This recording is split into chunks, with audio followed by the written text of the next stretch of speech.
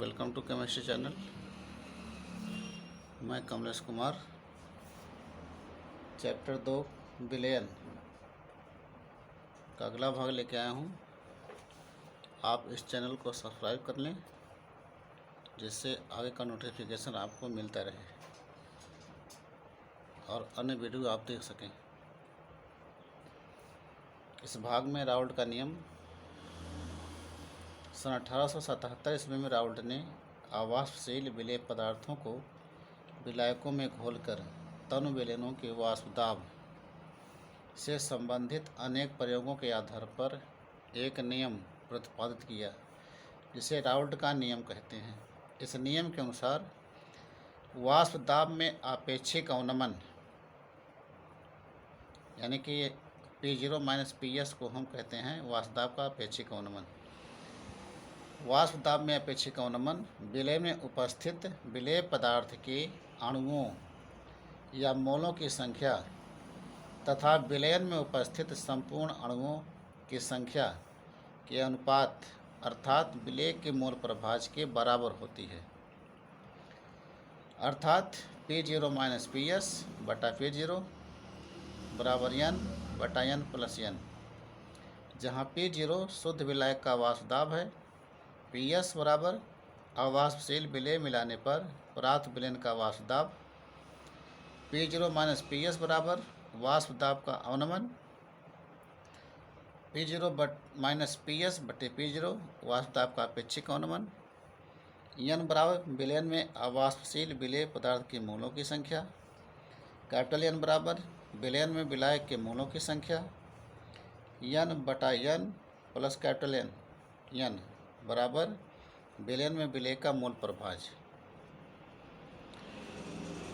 Raoult के नियम की स्थापना करेंगे, इसकी व्युत्पत्ति।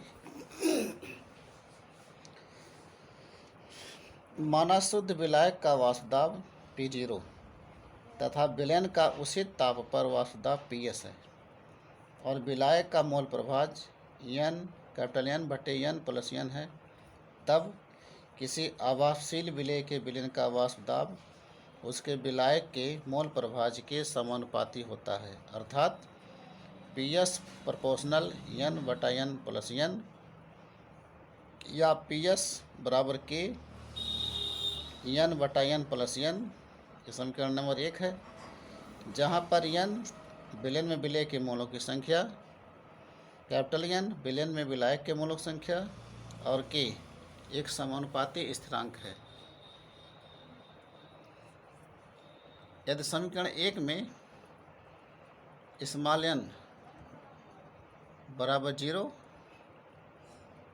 तथा PS बराबर P0 हो तो विलायक का मोल प्रभाज, यहाँ पर n का मान रखेंगे 0 तो विलायक का मोल प्रभाज 1 आएगा।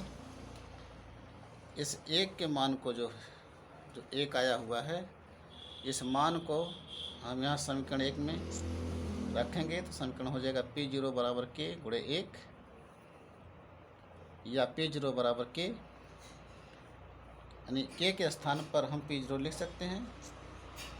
तो समीकरण 1 में K का मान रखने पर हो जाएगा PS बराबर P0 N बटा N प्लस N या PS यहाँ पीछे गुणा करेंगे तो PS बटे P0 बराबर N बटा N प्लस N, समीकरण नंबर 2।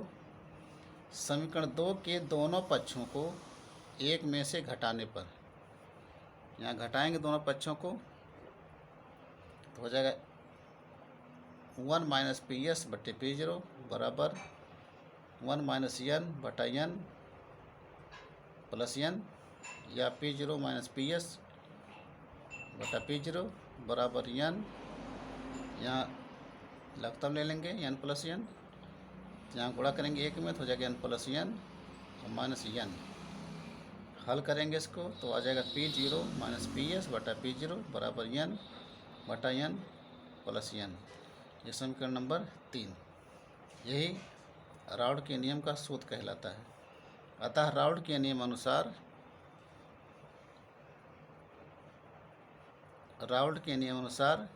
वाष्प दाब में आपेक्षिक अवनमन यानी P0 माइनस PS बटा P0 विलेय के मोल प्रभाज्य N बटा N प्लस N के बराबर होता है। उसके बाद राउल्ट के नियम की सीमाएं। राउल्ट के नियम की सीमाएं क्या क्या हैं? पहला है, यह नियम अतो तनु विलयनों पर लागू होता है। यानी जो तनु विलयन होते हैं, डाइल्यूट सॉल्यूशन होते हैं, उस पर राउल्ट का नियम लागू होता है, जो आदर्श विलयन की भांति कार्य करते हैं। विलेय के अधिक सांद्रण पर अणुओं के मध्य आकर्षण होता है, अतः यह नियम विचलित हो जाता है। नंबर 2, यह नियम केवल उन विलयनों पर लागू होता है जिनमें आवासशील पदार्थ घुले हों।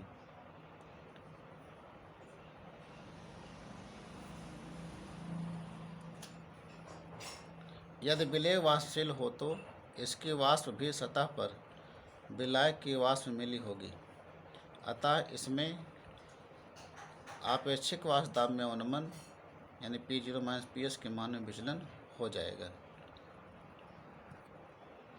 नंबर 3, इसको वैद्युत अपघट्यों के विलयनों पर लागू नहीं कर सकते हैं, क्योंकि आयनन से उनके अणुओं की संख्या बढ़ जाती है। फलस्वरूप वाष्प दाब अवनमन भी बढ़ जाता है। यानी अगर कोई वैद्युत अपघट्य ए भी दिया गया है, तो जब उसका आनन होगा तो इनके अणुओं की संख्या क्या होगी? बढ़ जाएगी, और जब बढ़ जाएगी तो इनका जो वाष्प दाब अवनमन वो भी बढ़ जाता है। अतः यहाँ वाष्प दाब का अवनमन भी दोगुना हो जाएगा, क्योंकि अणुसंघ गुणधर्म कणों की संख्या के समानुपाती होता है। नंबर 4, यह उन पदार्थों के विलयनों पर भी लागू नहीं होता है जो विलयन में संगुणित हो जाते हैं। यानी का संगुणन हो जाता है, यानी 2A = A2 संगुणन से यहाँ अणुओं की संख्या आधी रह जाती है, अतः वाष्प दाब का अवनमन भी आधा रह जाता है। अतः यह नियम यानी मतलब राउल्ट का नियम उन पदार्थों के विलयनों पर लागू नहीं होता है जो विलयन में वियोजन या संगुणन प्रदर्शित करते हैं। 5वां, वाष्प दाब मापन के दौरान तापक्रम स्थिर रहना चाहिए। क्यों रहना चाहिए? क्योंकि ताप परिवर्तन पर वाष्प दाब भी परिवर्तित हो जाता है।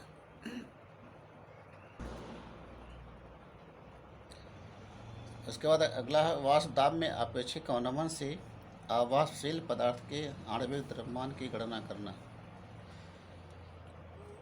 वाष्प दाब में आपेक्षिक अवनमन की सहायता से किसी आवासशील पदार्थ का अणुभार ज्ञात किया जा सकता है।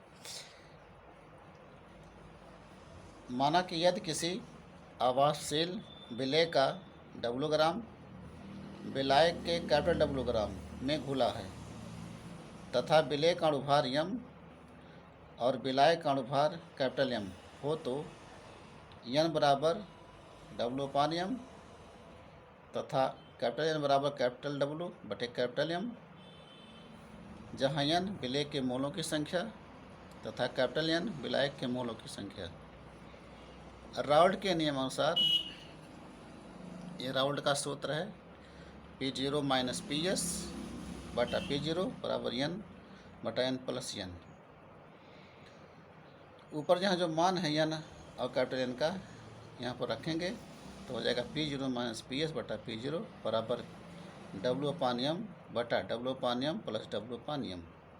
समीकरण नंबर 1, चूँकि किसी तनु विलयन में N का मान यानी स्मॉल n का मान N से बहुत कम होता है, अतः N के मान को नगण्य मानने पर क्या करेंगे हम?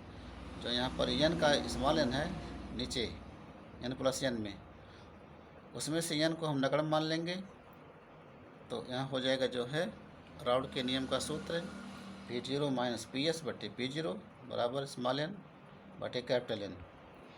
अब इसमें हम यहाँ पर N और N दोनों का मान रखेंगे तो हो जाएगा यहाँ पर P0 माइनस PS बटा P0 बराबर W/M फिर बटा W/M, या P0 माइनस PS बटे P0 बराबर स्मॉल डब्लू गुणे कैपिटल एम बटा कैपिटल डब्लू गुणे स्मॉल एम, समीकरण नंबर 2। अतः P0 माइनस PS बटे P0 जो अपेक्षित दाब का अनुमान है तथा एम यानी कैपिटल एम क्योंकि आवासीय विलय का अणुभार है का मान ज्ञात होने पर आवासीय विलय पदार्थ के आणविक द्रव्यमान या अणुभार की गणना की जा सकती है। यहाँ पर जो कैपिटल एम है वो विलय का अणुभार है, यानी विलय का अगर अणुभार मालूम हो गया तो हम यहाँ पर विलय का अणुभार आसानी से ज्ञात कर सकते हैं। देखिए क्वथनांक का उन्नयन यानी क्वथनांक किसे कहते हैं। सबसे पहले आता है क्वथनांक किसे कहते हैं। किसी द्रव का क्वथनांक वह ताप है जिस पर उस द्रव का वाष्प दाब अपने चारों ओर के वायुमंडलीय दाब यानी कि एक वायुमंडलीय दाब के बराबर हो जाता है, तो इसे कहेंगे हम क्वथनांक। किसी आवासशील विलय को विलायक में घोलने पर विलायक के क्वथनांक में हुई वृद्धि को क्वथनांक का उन्नयन कहते हैं। इसे डेल्टा टीबी द्वारा व्यक्त किया जाता है। अतः डेल्टा टीबी बराबर विलयन का क्वथनांक दिखाएंगे टीबी से माइनस शुद्ध विलायक का क्वथनांक T0B, या इसको ले सकते हैं डेल्टा टीबी बराबर TB माइनस T0B। किसी विलायक में अवाष्पशील विलय मिलाने पर क्वथनांक में उन्नयन डेल्टा टीबी की गणना निम्नलिखित सूत्र से कर सकते हैं। डेल्टा टीबी बराबर 1000 गुणे केबी गुणे स्मॉल डब्लू बटा एम गुणे कैपिटल डब्लू, जहाँ केबी बराबर क्वथनांक का उन्नयन स्थिरांक, स्मॉल डब्लू बराबर विलयन में विलय का द्रव्यमान, कैपिटल डब्लू बराबर विलयन में विलायक का द्रव्यमान, एम बराबर विलय का मोलर द्रव्यमान या अणुभार। इसके बाद मोलल उन्नयन स्थिरांक यानी केबी। किसी विलायक के 1000 ग्राम या 1 किलोग्राम में किसी अवाष्पशील विद्युत अनवघट्य का 1 मोल घोलने पर उसके क्वथनांक में जो उन्नयन होता है वह उस विलायक का मोलल उन्नयन स्थिरांक या क्वथनांक उन्नयन स्थिरांक कहलाता है। किसी निश्चित विलायक हेतु इसका मान सदैव स्थिर होता है। इसका मात्रक केल्विन किलोग्राम प्रतिमोल या केल्विन प्रतिमोलल या केल्विन प्रतिमोललता होता है। इसे निम्नलिखित सूत्र से ज्ञात कर सकते हैं।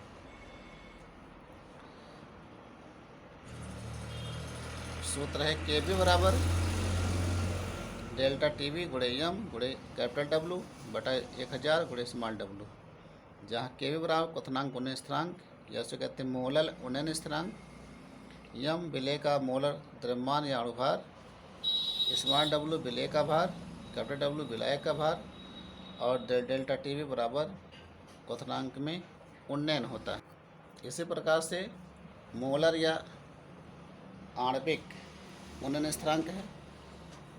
परिभाषा है किसी विलायक के 100 ग्राम में किसी अवाष्पशील विद्युत अनवघट्य के 1 मोल को घोलने पर उसके क्वथनांक में जो उन्नयन होता है वह उस विलायक का मोलर या आणविक उन्नयन स्थिरांक कहलाता है। इसका मात्रक केल्विन प्रतिमोल 100 ग्राम होता है।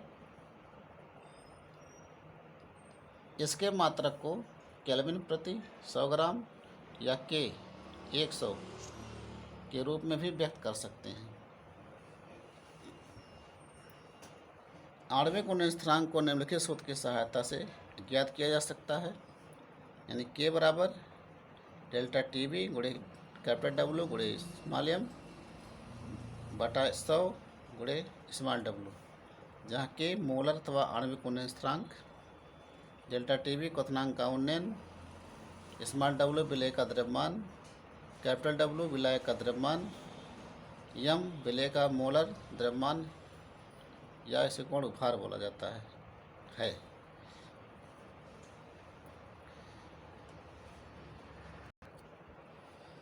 यहाँ पर एक सारणी दी गई है जिसमें कुछ विलायकों के मोलर उन्नयन स्थिरांक तथा मोलर उन्नयन स्थिरांक दिए गए हैं, जैसे जल, acetone, ether, ethanol, benzene, chloroform, asterisk अम्ल। यहाँ सबका अलग अलग मान दिया गया है दोनों का, यहाँ से आप देख सकते हैं। यहाँ देख केबी का मान विलायक के प्रकृति पर निर्भर करता है। इसका मान किसी विलायक के लिए निम्न ऊष्मागतिकी समीकरण द्वारा ज्ञात किया जाता है। समीकरण है यहाँ पर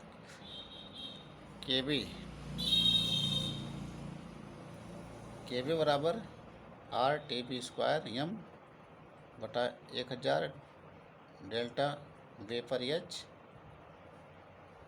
जहाँ R गैस स्थिरांक, TB विलायक का क्वथनांक है तथा डेल्टा वेपर एच विलायक की मोलर वाष्पन एंथैल्पी या गुप्त ऊष्मा प्रति मोल, TB बराबर विलायक का क्वथनांक तथा यम विलायक का मोलर द्रव्यमान या अणुभार है।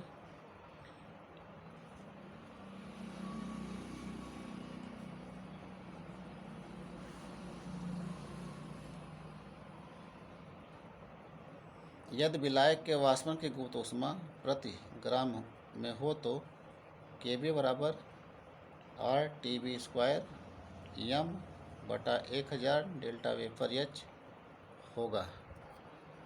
यहाँ पर कुछ इम्पोर्टेंट फैक्ट दिए गए हैं, यानी डेल्टा वेपर के स्थान वाष्पन की गुप्त ऊष्मा को LV से भी व्यक्त कर सकते हैं। यदि इसमें R जूल केल्विन प्रति मोल में है तो LV जूल प्रति ग्राम या जूल प्रति मोल में निम्न प्रकार प्रयुक्त होगी। केबी बराबर RTB² बटा 1000 LV में LV जूल प्रति ग्राम में है, जबकि केबी बराबर RTB² बटा 1000 LV गुणे यम में LV जूल प्रति मोल होगी। इसमें यम विलायक का मोलर द्रव्यमान है। यदि R कैलोरी प्रति केल्विन प्रति मोल में हो तो LV कैलोरी प्रति ग्राम या कैलोरी प्रति मोल में प्रयुक्त होगी। अतः केबी बराबर RTB² बटे 1000 LV, जहाँ LV कैलोरी प्रति ग्राम में है, जबकि केबी बराबर RTB² गुणे यम बटा 1000 LV, जहाँ LV कैलोरी प्रति मोल में है और जहाँ यम विलायक का मोलर द्रव्यमान है या अणुभार है।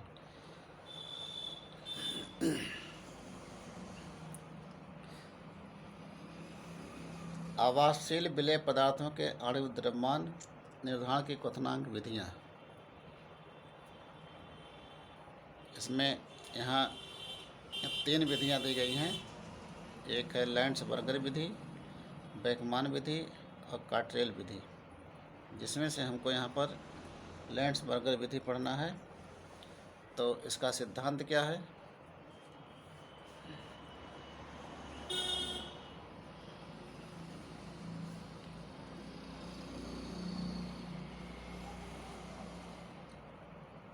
क्वथनांक के उन्नयन का उपयोग आवासशील विलेय का अणुभार यानी आणविक द्रव्यमान ज्ञात करने में किया जाता है। समीकरण दिया, समीकरण डेल्टा TB बराबर 1000 गुणे केबी गुणे W बटा यम गुणे कैपिटल W। समीकरण के अनुसार आवासशील विलेय पदार्थ का अणु द्रव्यमान यम हम ज्ञात कर सकते हैं सूत्र से, जहाँ W उसी विलेय का द्रव्यमान, कैपिटल O विलायक का द्रव्यमान, डेल्टा TB बराबर क्वथनांक का उन्नयन, केबी बराबर विलायक का मोलर उन्नयन स्थिरांक है। क्वथनांक में उन्नयन से अणुभार ज्ञात करने में प्रयुक्त विधियों में निम्नलिखित सावधानियां रखनी चाहिए।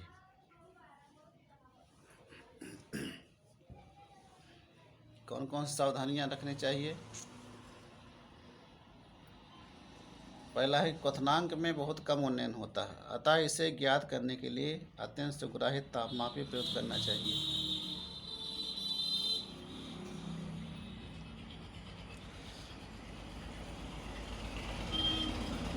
तापमापी का बल द्रव डूबा रहता है, अतः द्रव को अतितप्त नहीं होने देना चाहिए। तीसरी सावधानी, विलेय तथा विलायक की मात्रा अत्यंत सुग्राही रासायनिक तुला पर लेनी चाहिए। क्वथनांक के उन्नयन को सावधानीपूर्वक नोट करना चाहिए। तो यहाँ जो 3 विधियाँ दी गई हैं, तीनों विधियों में से जो लैंड्सबर्गर की विधि है,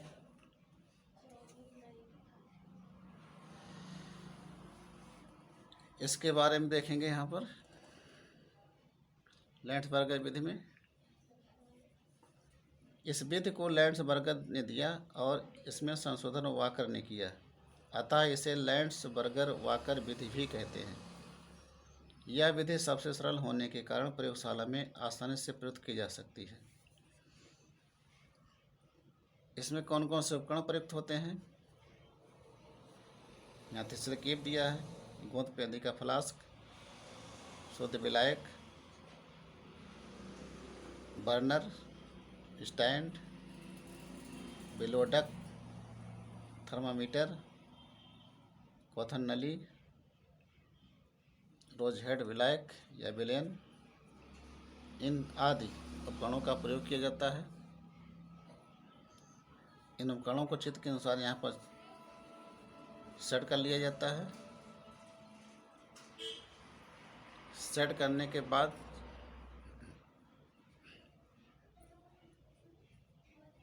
इसमें एक अंशांकित क्वथन नली होती है, जिसमें एक छिद्रयुक्त बल्ब होता है।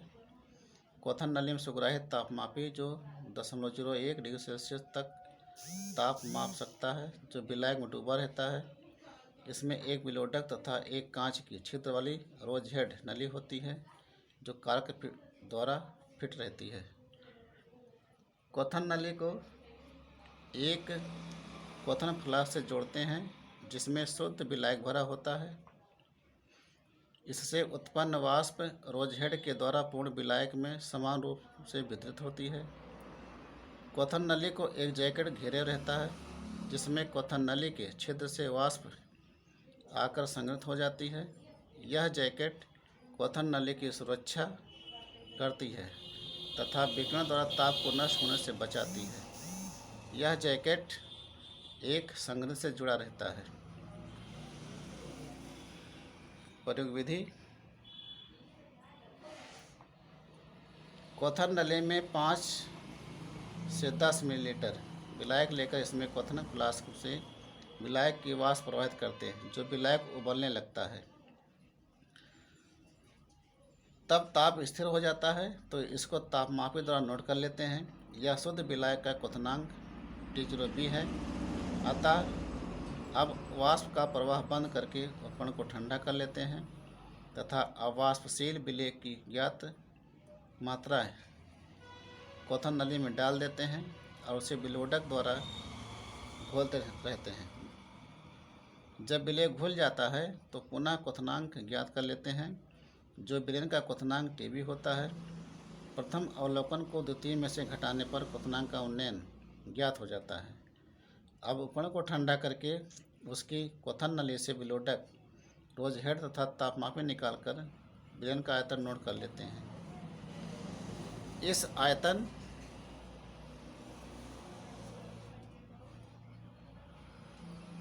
को विलायक के घनत्व से गुणा करके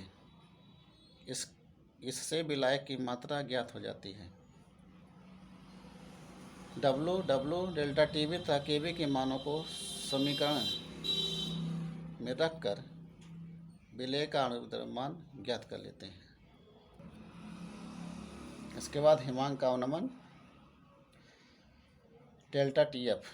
किसी द्रव का हिमांक वह ताप है जिस पर वह द्रव और ठोस दोनों अवस्थाओं में साथ साथ रह सकता है, अथवा दूसरे शब्दों में यह वह ताप है जिस पर द्रव तथा ठोस दोनों अवस्थाओं का वाष्प दाब बराबर हो जाता है।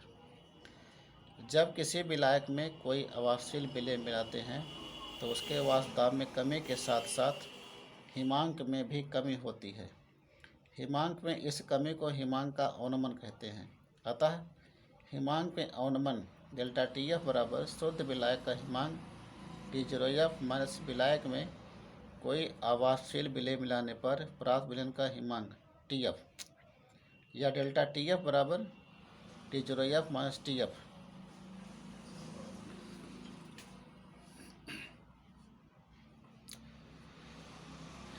किसी विलायक में आवासशील विलेय मिलाने पर हिमांक में अवनमन की गणना डेल्टा TF बराबर 1000 गुणे KF गुणे W बटे M गुणे W द्वारा कर सकते हैं, जहाँ डेल्टा TF हिमांक का अवनमन, KF हिमांक अवनमन स्थिरांक, स्मॉल W विलेय का द्रव्यमान, W विलायक का द्रव्यमान, M विलेय का अणुभार है। उसके बाद मोलल अवनमन स्थिरांक किसी विलायक के 1000 ग्राम या 1 किलोग्राम में किसी आवासशील विद्युत नवघट्ट का 1 मोल घोलने पर उसके हिमांक में जो अवनमन होता है वह उस विलायक का मोलल अवनमन स्थिरांक या हिमांक अवनमन स्थिरांक KF कहलाता है। किसी निश्चित विलायक हेतु इसका मान स्थिर रहता है। इसका मात्रा केल्विन किलोग्राम प्रति मोल या केल्विन प्रति मोलल या केल्विन प्रति मोललता होता है। मोलल अवनमन स्थिरांक KF की गणना KF बराबर डेल्टा TF गुणे M गुणे W बटा 1000 गुणे स्मॉल W द्वारा कर सकते हैं, जहाँ डेल्टा TF हिमांक का अवनमन, KF हिमांक अवनमन स्थिरांक, W विलेय का द्रव्यमान, W विलायक का द्रव्यमान, M विलेय का अणुभार। उसके बाद मोलर अथवा आणविक अवनमन स्थिरांक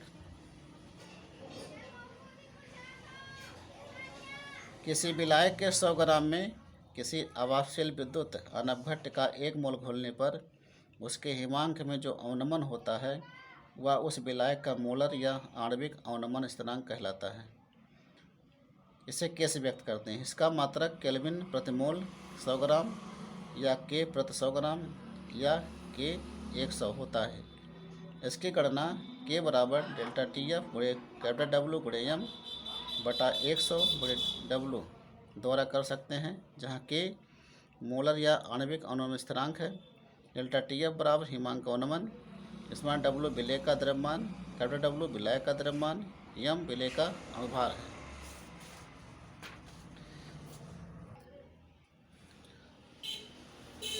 कुछ विलायकों के मोलल तथा मोलर अवनमन स्थिरांक यहाँ श्रेणी में दिए गए हैं, जैसे जल का, एस्टिक अम्ल का, बेंजीन का, कपूर का, यहाँ आप नोट कर सकते हैं। KF का मान विलायक के प्रकृति पर निर्भर करता है। इसका मान किसी विलायक के लिए निम्न ऊष्मागतिकीय समीकरण द्वारा व्यक्त किया जाता है। KF बराबर RTF स्क्वायर M बटा 1000 डेल्टा फ्यूजन H, जहाँ R गैस स्थिरांक, TF विलायक का हिमांक तथा डेल्टा फ्यूजन H विलायक की मूलक गलन एंथैल्पी या गलन की गुप्त ऊष्मा प्रति मोल है।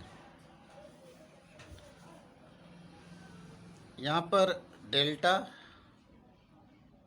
इंपॉर्टेंट फैक्ट दिया गया है। डेल्टा फ्यूजन H के स्थान पर वाष्पन की गुप्त ऊष्मा को LF से भी व्यक्त कर सकते हैं। यदि इसमें R जूल केल्विन प्रति मोल में है तो LF जूल प्रति ग्राम या जूल प्रति मोल में निम्न प्रकार व्यक्त कर सकते हैं।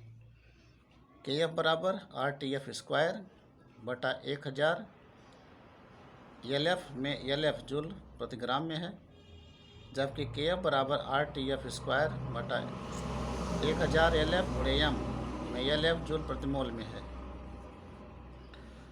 इसमें M विलायक का मोलर द्रव्यमान है। यदि R कैलोरी प्रति केल्विन प्रति मोल में हो तो LF कैलोरी प्रति ग्राम या कैलोरी प्रति मोल में प्रयुक्त होगी।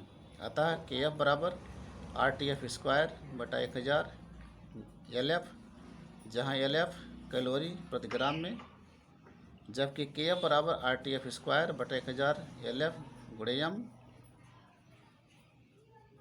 जहाँ LF में कैलोरी प्रति मोल में है। जल के लिए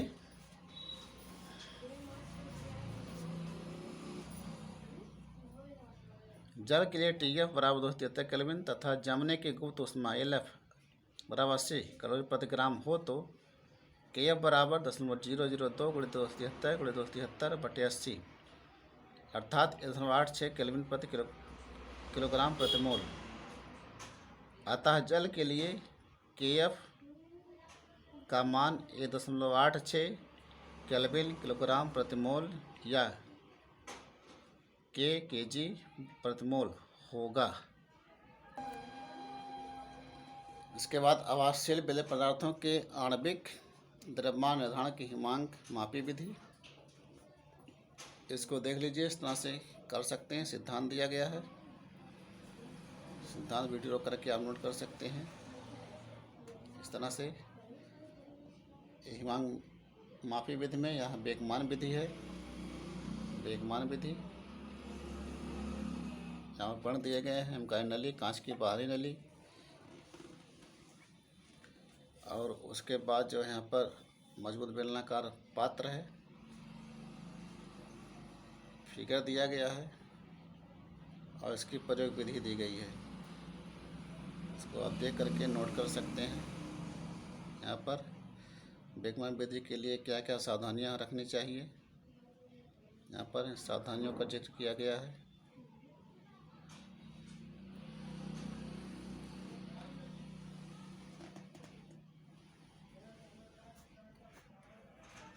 बस इस वीडियो में यहाँ तक।